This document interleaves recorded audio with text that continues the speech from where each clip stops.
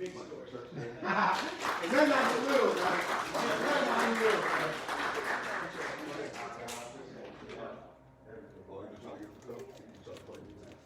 First of all, I want to say that this is super refreshing for me, man. I'm seeing all you young cats on your stuff, you feel me? At this age, I mean, who's the oldest age you got here? 27? 27? 22? 22, that's crazy. You're going to find out what I was when I was 22 years old. What's the youngest? 18. You know what I was when I was 18 years old too, man. That's crazy. Okay, so we got 18 and 22 years old, right? We're going to get into a little bit of my story in a minute, though. But I'm going to ask you guys a question. I like to keep it kind of engaged. Let me ask you guys this, man. How many people do you guys know personally that's written a book? You know some people that's written a book? No, okay. Did they ever see how to write a book? Okay, cool. Let me ask you guys a question. If you was going to write a book, how would you start writing a book? Introduction, jot down like get the structure of it and everything. Okay, cool, get structure, get outline. You know what I mean? I hear a lot of people go, I have a structure, I need an outline of this. Let me see it like this, right? Whichever way you want to start, the best way to start writing a book is you write the first line, whatever it is. Right? Because then what happens, you got to keep in mind, you got to put it. Like somebody got to right? You paragraphs, you got to page. You pages, chapters. After all the chapters are completed, what you got there? Full book. A full book, right? Every day, you guys are writing your book of life. I want you guys to understand, every single day, you're writing in your book of life. You feel what I'm saying? That means that every single time you make a move, every time you wake up and you're still breathing, there's a pen in your hand. And whatever you do is going to dictate that next line, that next paragraph, that next page, that next chapter, and that book ultimately. You guys are young. We got 18 years old. Up to 22. That's only like one chapter. Maybe get into your second. You might be getting into your second. I want you guys to understand something. The story is still being written. I'm going to tell you why I say that though. I came when I was young. I was a baby. Before I was born, my mom, my dad got killed. My dad got killed by my mother, who was murdered. She was 8 months pregnant when we shot my older brother, right? She was like a mental breakdown. That's how I ended up in Seattle, Washington with my grandmother in the projects, right? So now, I grew up in the projects, still environment feeds you, whatever it is, you know, blah, blah, blah, blah, blah. You know, pimps, hustlers, killers, blah, blah, blah. So at 10 years old, I'm running around downtown Seattle getting cops on the fake crack, running around kicking with prostitutes, etc., etc. This is the first chapter we're talking about. By the time I was 13 years old, I caught my first shooting. I'm a juvenile now. Fight that. Get out. At 14 years old, the only structure I had at a pivotal point in my life was my grandmother who raised me. She goes to prison. You know, grandma was a low-key gangster back in the day. She killed somebody, robbed somebody, got escaped from prison. And then put her stuff away for a minute to raise me and never getting caught. So now I'm 14 years old. I tried to stay with my mom for like a year. It doesn't work out. I get kicked down back to the strips. So from 14 to about 18, 19 years old, I'm done. All I know is juvenile, blah, blah, blah. And that goes into those dots. My boss is what was leading me at that time.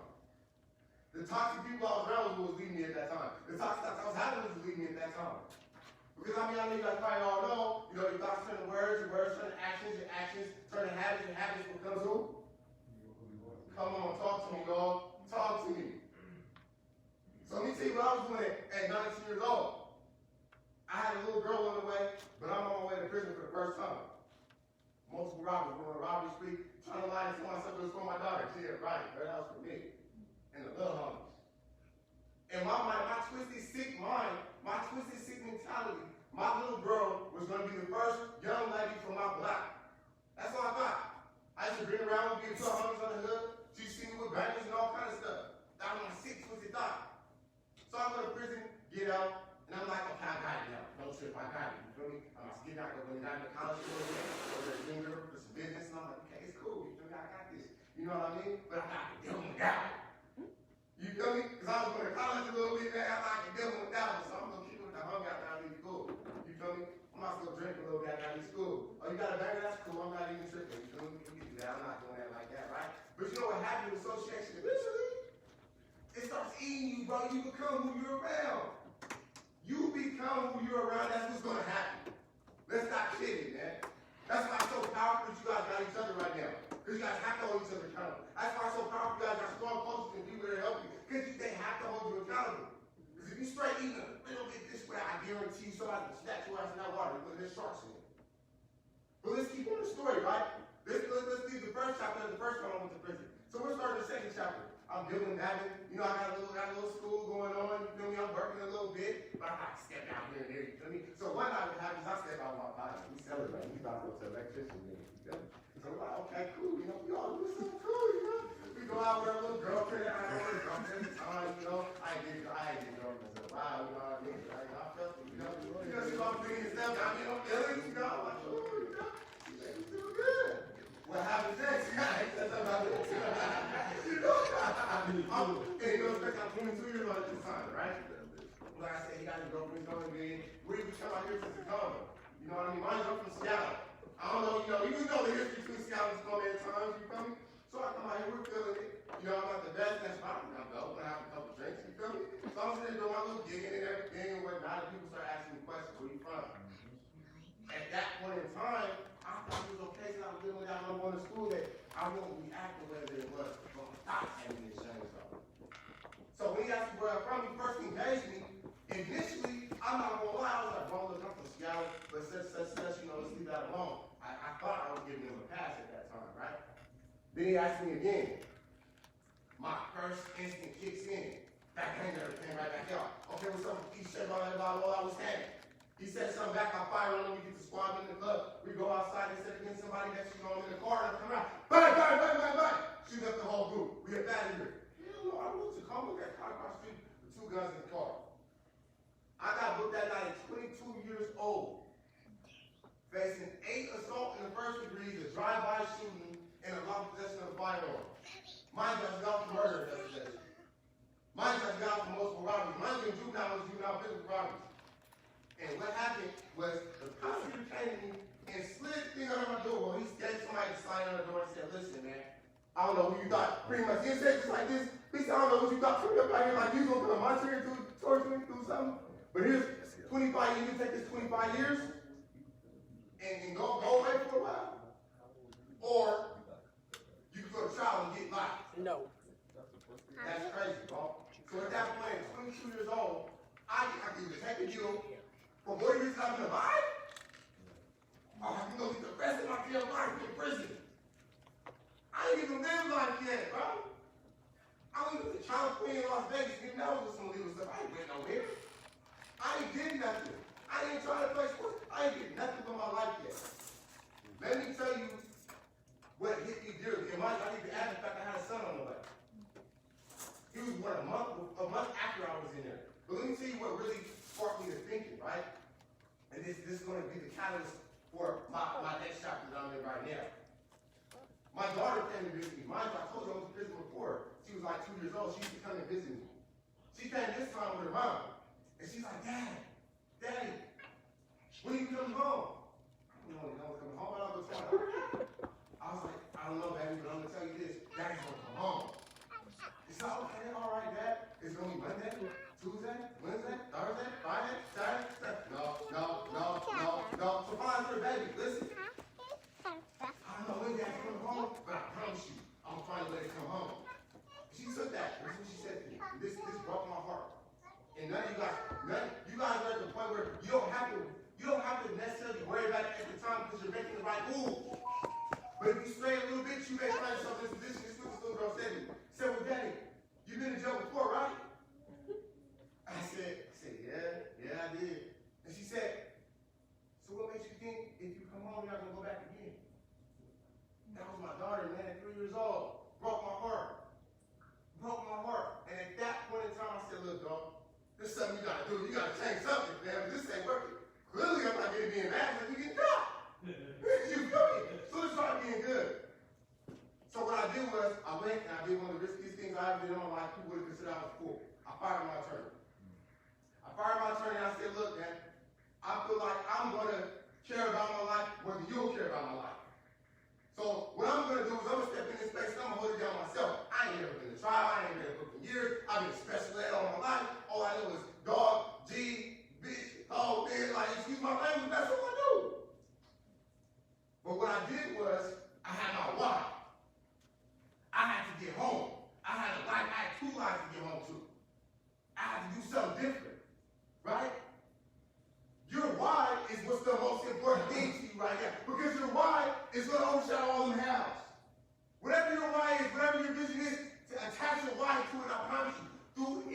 anything, you're going to be able to make it through because your why is strong. Don't forget that. If you don't do nothing else, make sure you remember to have a why. But that's what led me through that trial. That's what led me to go and get into those law libraries. That's what got me studying. That's what had me reading. That's why I was reading John Grisham. I never heard of damn John Grisham. But I knew he was a lawyer and little fictional stories he was in. So I'm reading how he used to present himself. Now I'm going to tell you like this. What happened is I started learning the lingo. I started figuring out what they say in trial. We're going into the trial. The prosecutor's laughing at first because it's what they're going to do. You feel me? First they're going to ignore you. Then they're going to laugh at you. Then they're going to fight you. And then you're going to win. It don't matter what the situation is. So I kept going. At first it was ignoring me stupid. Then they started laughing. Prosecutor even said to me, he said, you're tripping. I don't know why you're doing this, man. Okay, keep laughing then. But then he started just getting fight. And when it came to the closed statements, that's when he started saying, this little cat might win. This little thug, this little monster, this little gangster, everything they ever called me, and the group homes and all that, he might win. I tell you like this, I went in there and I beat every single song in the first degree of life sentence. I took a deal for a long possession of a firearm that had me to do 6 years still, but it wasn't a life sentence. Now, if I was able to transform myself from a low-life gang member thug that had nothing going for him for his whole life into a lawyer for him, well, yeah, what else could I do? Okay, well, look, let me see if I can do something else. That's when I started reading finances. That's when I started reading about thought. That's when I started changing. And then you know what happened? My other purpose started kicking in. I started seeing gun cracks your guys' age. Matter of fact, I just talked to my little bro I watched him since he was 6 years old, right? He's 21 now. He got found guilty of murder, getting 28 years.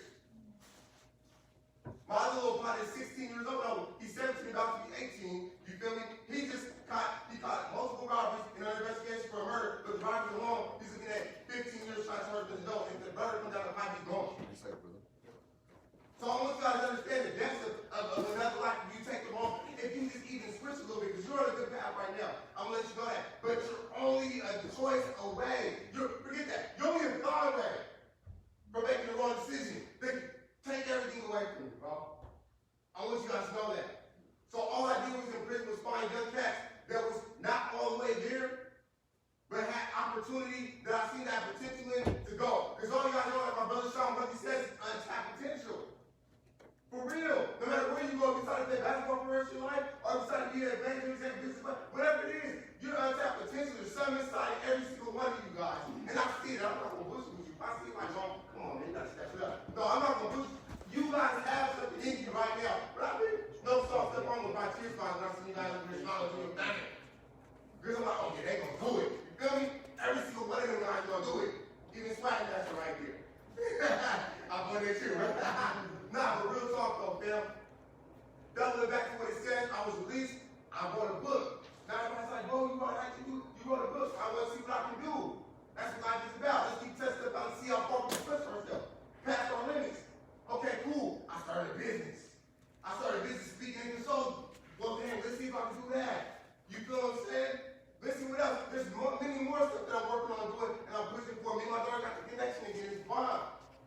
But what I want to tell you guys right now is that no matter what, the story is still being written.